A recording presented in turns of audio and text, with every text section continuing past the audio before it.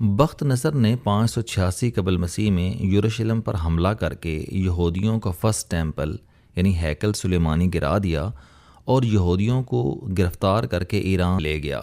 دوسرا بڑا حملہ رومیوں نے حضرت عیسیٰ علیہ السلام کی پیدائش سے 70 سال بعد کیا اور ان کا سیکنڈ ٹیمپل گرا دیا۔ یہ ٹیمپل یہودیوں نے سائرس اول، ہم مسلمان انہیں ذوالقرنین سمجھتے ہیں، کی اجازت اور مالی مدد سے بنایا تھا۔ سائرس کے یہودیوں کے ساتھ تعلقات کی وجوہات آگے آئیں گی۔ ان دونوں حملوں کے دوران یہودیوں کے چند خاندان بھاگ کر عرب علاقوں میں پناہ گزین ہو گئے۔ وہ علاقے آج کے لبنان، اردن، شام، سعودی عرب اور عراق میں واقع ہیں۔ یہ خاندان بعد ازاں مزاراہی کہلانے لگے۔ نبی اکرم صلی اللہ علیہ وسلم کے دور میں مدینہ منورہ میں موجود یہودی مزراہی تھے۔ یہ عربی یہودی ہیں۔ یوں یہودیوں کی 3 نسلیں ہو گئیں۔ اشکنازی، یہ ایرانی نسل ہیں۔ ان کا پھیلاؤ سینٹرل ایشیا، روس اور ایسٹرن یورپ کی طرف تھا۔ یہ جنگجو اور ظالم ہونے کی وجہ سے مختلف اوقات میں روس اور جرمنی سے مار کھاتے رہے۔ ہٹلر نے بھی انہی کو مارا تھا اور آج اسرائیل پر بھی یہی لوگ قابض ہیں اور یہ کبھی غزہ اور کبھی ایران پر حملے کر رہے ہیں۔ آخر میں ان کے ساتھ وہی سلوک ہوگا جو ہٹلر یا روسیوں نے کیا تھا۔ دوسرے سفارادی ہیں۔ یہ یروشلم سے اسپین اور پرتگال کی طرف نکل گئے تھے۔ اسپین کے مسلمان دور میں یہ مسلمانوں کے بہت قریب ہو گئے۔ یہ اسکالر اور سائنسدان تھے۔ کرتبہ اور غرناطہ کے عروج میں ان کا بہت کردار تھا۔ 1492 عیسوی میں غرناطہ کے سقوط کے بعد یہ الجزائر، تیونس، مراکو اور استنبول چلے گئے۔ یہ پرامن اور پڑھے لکھے ہیں، فساد اور لڑائی مار کٹائی سے پرہیز کرتے ہیں۔ اور تیسرے یہودی مزراہی ہیں۔ یہ عربی یہودی ہیں۔ علم اور تجارت ان کے 2 شغل ہیں۔ یہودیوں کے زیادہ تر اسکالرز مزراہی ہوتے ہیں۔ ہینیا سفارادی یہ مسلمانوں کے بہت قریب رہے۔ یہ آج بھی ہیں۔ یہ اسرائیلی ریاست کے بھی خلاف ہیں۔ ان کا دعویٰ ہے کہ اللہ تعالیٰ نے بنی اسرائیل کے نصیب میں ریاست نہیں لکھی تھی۔ ہم جب بھی ریاست بنانے کی کوشش کرتے ہیں ہمیں بری طرح مار پڑتی ہے، لہٰذا ہمیں اسرائیل کے خبط سے نکل جانا چاہیے۔ یہ فلسطینی مسلمانوں کے حقوق کے بھی حامی ہیں۔ یہ ان کے لیے ہمیشہ احتجاج کرتے ہیں۔ یہ چہرے مورے سے بھی عربی لگتے ہیں۔ حماس اور حزب اللہ کے مجاہدین جب کسی یہودی عمارت پر حملہ کرتے ہیں تو یہ سب سے پہلے اعلان کرتے ہیں کہ عربی یہودی فوراً یہاں سے نکل جائیں۔ مزراہی اور سفارادی چپ چاپ نکل جاتے ہیں اور باقی لوگوں کو یہ قتل کر دیتے ہیں۔ آپ یہ جان کر حیران ہوں گے کہ حضرت عیسیٰ علیہ السلام بھی مزراہی یہودیوں میں سے تھے۔ آپ چہرے مورے سے بھی عربی لگتے تھے۔ آپ علیہ السلام کا رنگ زیتونی، بال سیاہ اور آنکھیں بھوری تھیں، جبکہ اشکنازیوں کی رنگت سفید اور بال سنہری ہوتے ہیں۔ چنانچہ یہ لوگ جب بھی حضرت عیسیٰ علیہ السلام کی پینٹنگ بناتے ہیں تو یہ ان کا رنگ گورا اور بال سنہری کر دیتے ہیں۔ مزراہی اور سفارادی یہودیوں کا مسلمانوں کے ساتھ کوئی پھڈا نہیں۔ ہم سے اشکنازی لڑ رہے ہیں۔ یہ مسلمانوں سے کیوں لڑ رہے ہیں اس کی وجوہات آگے آئیں گی۔ تاہم مسلمانوں کے ساتھ اس لڑائی میں انہیں سفارادی اور مزراہی سپورٹ نہیں کر رہے۔ اللہ تعالیٰ نے یہودا یا یہودیوں پر بہت کرم کیا تھا۔ اس نے بنو یہودا میں 2 پیغمبر اور 2 کتابیں اتاریں۔ حضرت داؤد علیہ السلام اور حضرت عیسیٰ علیہ السلام دونوں بنو یہودا سے تھے۔ زبور اور انجیل بھی انہی پر اتریں۔ حضرت عیسیٰ علیہ السلام کا دوسرا ظہور بھی یہودیوں میں ہوگا، لیکن آپ ان کی بدبختی دیکھیے کہ حضرت عیسیٰ علیہ السلام کو صلیب تک بھی انہی نے پہنچایا تھا۔ آپ علیہ السلام یہودی النسل تھے، لیکن یہودیوں ہی نے آپ علیہ السلام پر ظلم کے پہاڑ توڑے۔ حضرت مریم علیہ السلام گلیلی کے گاؤں نصرہ سے تعلق رکھتی تھیں۔ ایران میں لوگ قدیم زمانے سے نام کے ساتھ اپنے گاؤں یا شہر کا نام لکھتے ہیں۔ یہودی کیونکہ طویل عرصہ ایران میں رہے تھے، چنانچہ یہ بھی ناموں کے ساتھ گاؤں یا شہر کا نام لکھنے لگے۔ حضرت عیسیٰ علیہ السلام نصرہ کی وجہ سے نصرانی یا یشفع فرام نظرت کہلانے لگے۔ ہم مسلمان نصرہ کی وجہ سے ہی عیسائیوں کو نصرانی کہتے ہیں۔ حضرت عیسیٰ علیہ السلام کا اصل نام یشوع تھا، لوگ انہیں یسوع بھی کہتے تھے۔ یہودی روایات اور بائبل کے مطابق حضرت مریم علیہ السلام کا جوزف یعنی یوسف کے ساتھ نکاح ہوا، لیکن رخصتی سے قبل جوزف کام پر چلا گیا۔ وہ ترکھان تھا اور تعمیراتی کام کرتا تھا۔ اس کی غیر موجودگی میں حضرت مریم علیہ السلام حاملہ ہو گئیں۔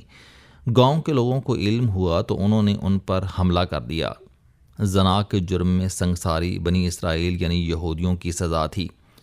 رسول اللہ صلی اللہ علیہ وآلہ وسلم کی تشریف آوری سے قبل مدینہ منورہ میں یہودیوں کی اکثریت تھی، چنانچہ اس زمانے میں مدینہ منورہ میں بھی یہودی سزائیں رائج تھیں۔ رسول اللہ صلی اللہ علیہ وآلہ وسلم تشریف لائے تو اسلام نے سنگساری سے قبل 4 سچے اور غیر متنازع گواہوں کو انصاف کے عمل کا حصہ بنا دیا۔ اس سے قبل صرف الزام کافی سمجھا جاتا تھا۔ اللہ تعالیٰ نے جوزف کو خواب میں بشارت دی کہ مریم علیہ السلام بے گناہ اور معصوم ہیں۔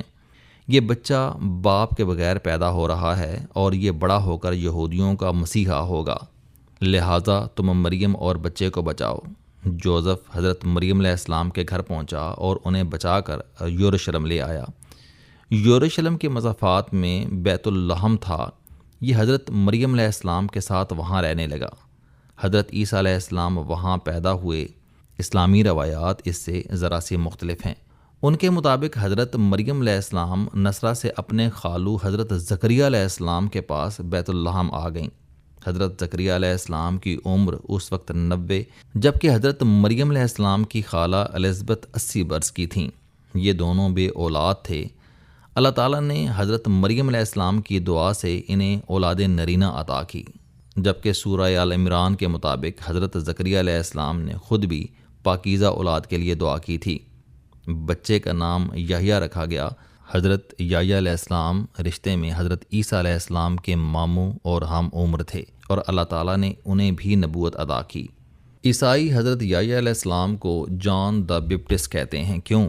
کیونکہ جان نے حضرت عیسیٰ علیہ السلام کو دریائے اردن سے غسل دیا تھا۔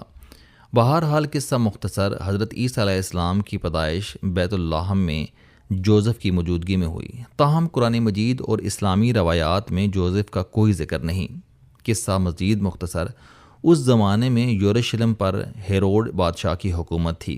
اسے کسی جوتشی نے بتایا کہ یہودیوں میں ایک ایسا بچہ پیدا ہو چکا ہے جو تمہیں اور تمہاری سلطنت کو تباہ کر دے گا۔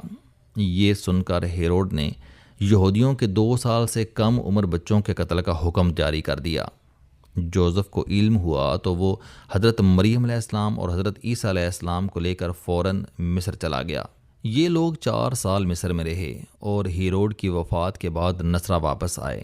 نصرہ گلیلی کے ساحلی علاقے کے قریب تھا۔ یہ سمندر اور پہاڑوں کے درمیان زرخیز وادی تھی۔ حضرت عیسیٰ علیہ السلام کی ساری زندگی اس علاقے میں گزری۔ ان کے ابتدائی ساتھی بھی گلیلی سے تعلق رکھتے تھے اور وہ مچھیرے تھے۔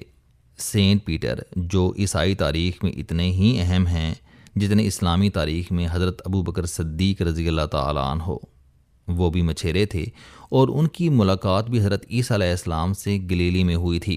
حضرت عیسیٰ علیہ السلام اپنے 12 ساتھیوں کے ساتھ 32 سال کی عمر میں اختلاف پایا جاتا ہے، یروشلم آئے اور یہودی علماء اور ربیوں نے ان پر توہین مذہب کا الزام لگا دیا۔ یروشلم اس وقت رومیوں کی کالونی تھا اور یہ یہودیوں کی وجہ سے یہودا کہلاتا تھا۔ گورنر پونٹس پلیٹ اس کا والی تھا۔ قصہ مزید مختصر، ربیوں نے حضرت عیسیٰ علیہ السلام کو 40 کوڑوں اور صلیب پر چڑھانے کی سزا سنا دی اور گورنر نے اس پر عمل درآمد کر دیا۔ قرآن مجید اور اسلامی روایات کے مطابق اللہ تعالیٰ نے اس کے بعد حضرت عیسیٰ علیہ السلام کو زندہ آسمانوں پر اٹھا لیا، جبکہ عیسائیوں کے مطابق حضرت عیسیٰ علیہ السلام نے صلیب پر جان دے دی تھی۔ ساتھیوں نے ان کی میت صلیب سے اتار کر قریبی غار میں رکھ دی، جہاں سے یہ 3 دن بعد غائب ہو گئی۔ حضرت عیسیٰ علیہ السلام اس کے بعد اپنے تمام ساتھیوں کے خواب میں آئے اور انہیں بتایا کہ میرے اللہ نے مجھے آسمانوں پر اٹھا لیا ہے، لیکن میں دوبارہ واپس آؤں گا۔ اسلامی اور عیسائی روایات کے مطابق حضرت عیسیٰ علیہ السلام دمشق شہر کے جامع امیہ کے سفید مینار سے اتریں گے۔ مجھے ان تمام جگہوں کی زیارت کا اتفاق ہو چکا ہے۔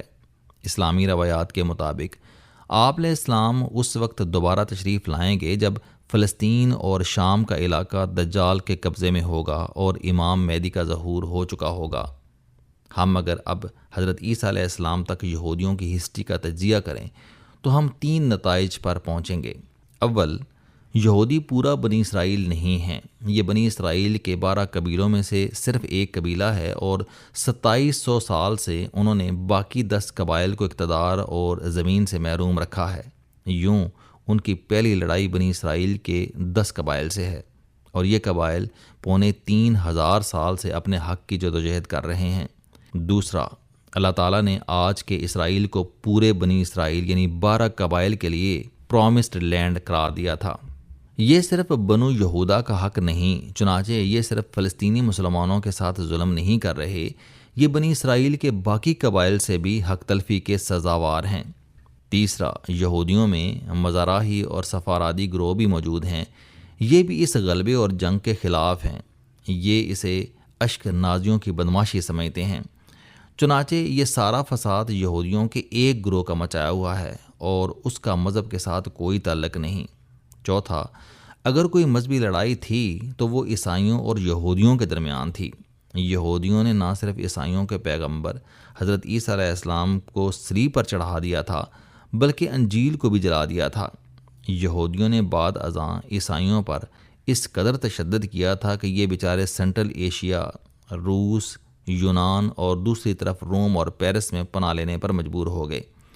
عیسائی 1945 عیسوی تک 2000 سال یہودیوں سے بدلہ لیتے رہے۔ یہودیوں نے آج تک جتنا نقصان اٹھایا عیسائیوں کے ہاتھوں اٹھایا، اور عیسائیوں کو جتنا نقصان ہوا یہودیوں سے ہوا۔ سقوط غرناطہ کے بعد یہودیوں کو اسپین کے عیسائیوں نے مار کر بھگایا تھا۔ مسلمانوں نے تو انہیں مراکو، تیونس اور استنبول میں پناہ دی تھی۔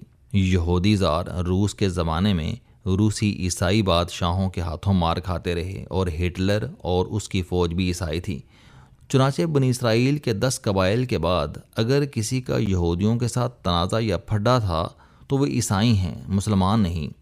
ہمارے ہر دور میں ان کے ساتھ بہت اچھے تعلقات رہے، ہم ہر زمانے میں انہیں پناہ بھی دیتے رہے اور ان کی مدد بھی کرتے رہے۔ ہماری ان کے ساتھ کوئی لڑائی نہیں تھی۔ تاہم مدینہ منورہ میں 3 مختلف واقعات میں یہودیوں کی وعدہ خلافی، سازش اور دھوکہ دہی کی وجہ سے مسلمانوں نے ان پر تلواریں سونتیں اور انہیں اپنے علاقے سے بے دخل کیا۔ اس کے علاوہ تاریخ کے کسی حصے میں ان کا مسلمانوں سے کوئی تنازع نہیں رہا۔ ہاں، البتہ یہودی 2000 سال سے عیسائیوں کے ساتھ ضرور لڑ رہے ہیں۔ اب یہ سوال پیدا ہوتا ہے کہ مسلمانوں کے ساتھ ان کے اختلافات کب شروع ہوئے؟ آپ کے لیے یہ انکشاف یقیناً حیران کن ہوگا۔ اسرائیل اور ایران کی موجودہ جنگ کا آغاز واقعہ کربلا کے بعد ہوا تھا۔